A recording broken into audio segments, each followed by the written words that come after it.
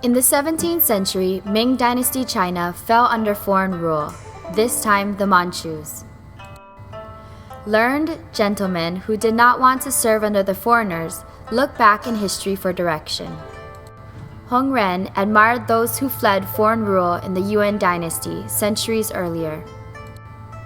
Instead of government service, he chose the life of a Buddhist monk, living in a hut in the Yellow Mountains of southeastern China.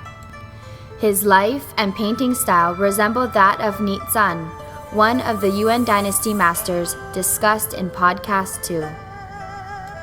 In The Coming of Autumn, Hongren paints with a dry brush and little ink.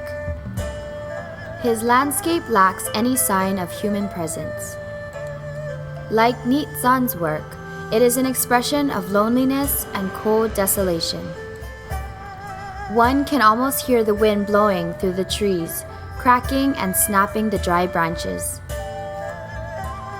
The only place to rest is the open shelter that offers little respite from the wind.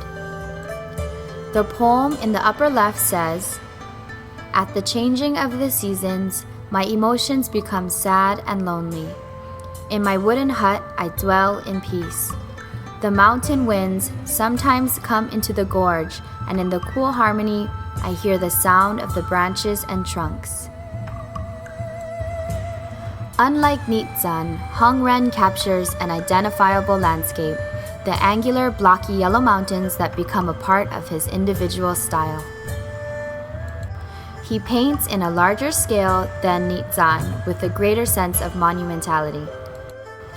This painting from the Academy's collection is universally recognized as Hongren's greatest work.